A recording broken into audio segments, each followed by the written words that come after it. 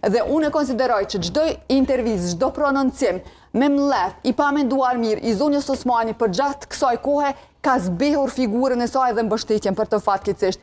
Jam e bindë që nëse zonja Osmani e kish pas të sigurt pragun prej 5%, nuk do riktheja aty ku ka pas akuza të forta nga ku ka dalur. Sepse çfarë do t'i thuash një elektorati ku para 5 vitesh ti ke dalë me akuza të forta. Sa i ka pasur 8.5. 8.5. Po s'folni që shto, se kjo propagandë. Jo, po nuk e di çfarë sondazhe keni parë zotë Deda. Unë nuk e kam parë këtë sondazh, madje unë këtu e kam parë me gjithë subjektin politik. Me gjithë subjektin politik kurrikter. Mos një diçka se me Dedën në këtë drejtim, shembull, jo, me Dedën në drejtimin e krijimit një partie politike me njerë para zgjedhjeve nuk mund të folni bashkë të thoni sepse e ka pasur një eksperiencë. Po vetë ka pasur sukses, Deda më mirë se ne. E di çka do të e di çka është struktura. E di sa vështirë është edhe ç'është funksional.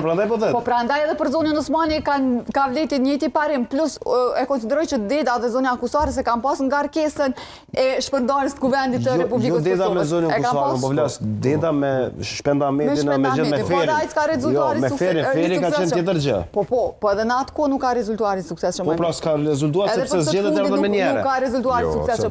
Dhe mbasi po flasim për pas sukses. Çfarë forme? Mane u shkurtu për 3 muaj, mane u vjetën 40% votave. A ka qenë kohën e vjedhjes industriale? Po megjithatë s'ka prodhuar tash, sidomos, po dhe s'më thonë bëre ti partinë vjose dil vetën zgjedhje. Këto vesh njerëz që se din çfarë do me thonë me bo parti politike, e me dalën zgjedhje, mujnë me e thonë qaq letë. Mu që e më pengon Kosova e sodit, që qaq letë jipën mendimet për diçka që o punë shumë serioze, kërkon shumë angazhim. Nuk mundesh me bo qashtu në ditë sodit, s'mundesh. Po nëse ti ki të sigurt 8%, ti e bën ato dhe bësh faktor politik. Ndaj vjosës. Jo, s'do të thotë domosdoshmërisht që kritik kështu publike.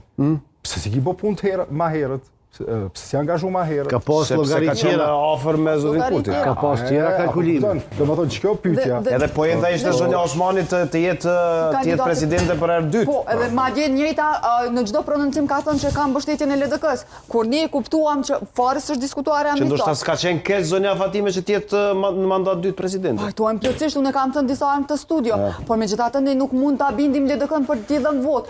Kemi parë qendrimin e zonjës Bajrami, zotit Abdullah Hoti dhe krejt e fundit zonja Janin Imeri, që thot është kalkulante politike, unë nuk mund t'i bind deputetin një subjekti politik. Vendimarrje shumë e madhe, sidomos kjo.